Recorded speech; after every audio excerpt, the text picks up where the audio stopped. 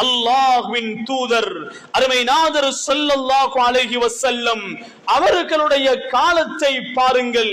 சஹாபாக்கள் அநியாயம் என்றால் எவ்வளவு பயந்தார்கள். எம்முடைய உம்மத்திலே அந்த பயம் எங்கு சென்று விட்டது சகோதரிகளே? ஒருவர் இன்னொருவருக்கு ஏசி விட்டாலே கெஞ்சி கதறி அவர்களை கட்டிப்பிடித்து மன்னிப்பு கேட்பார்கள் சஹாபாக்கள். அபூ தர் ரலியல்லாஹு தஆலா அன்னவர்கள் ஒரு நாள் பிலால் ரலியல்லாஹு தஆலா அன்னவர்களை பார்த்து சொன்னார்கள், நீ கருப்பியினுடைய மகன் என்பதாக சொன்னார்கள். மனம் உடைந்த பிலால் ரலியல்லாஹு தஆலா அருமை நாதர் ஸல்லல்லாஹு அலைஹி வஸல்லம் அன்னவர்களிடத்திலே சென்று முறைப்பாடு செய்கிறார்கள். அபூ தர் ரலியல்லாஹு தஆலா அவர்கள் என்னை கருப்பியுடைய மகன் என்று சொல்லிவிட்டாரே என்று மனம் உடைந்து முறைப்பாடு செய்தார்கள். அருமை நாதர் ஸல்லல்லாஹு அலைஹி வஸல்லம் அன்னவர்கள் அபூ தர் ரலியல்லாஹு தஆலா அன்னவர்களை அழைத்து சொன்னார்கள், அபூ தர்ரே, உங்களுடைய வாழ்க்கையில் ஜாகிலியத்துடைய பழக்கம் இன்னும் இருக்கிறதே என்று சொன்னார்கள்.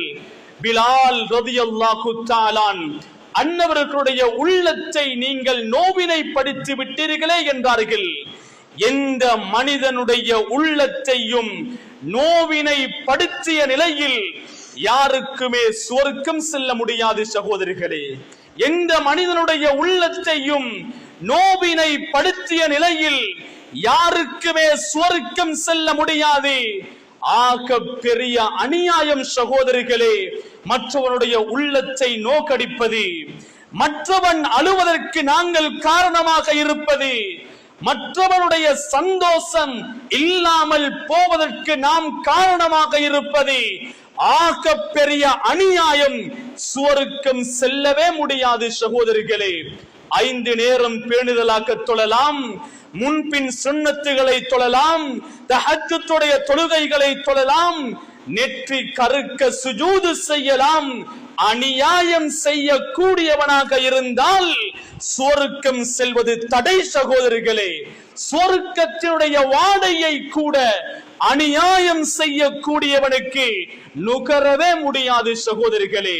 அல்லாஹ் கூடிய நல்லடியார்களே, பிலால் ரலியல்லாஹு தஆலா அவர்கள் அஸான் சொல்வதற்காக மஸ்ஜிதுக்கு வருவதை எதிர்பார்த்திருந்து அபூ தர் ரலியல்லாஹு தஆலா அவர்கள் மன்னிப்பு கேட்டார்கள்.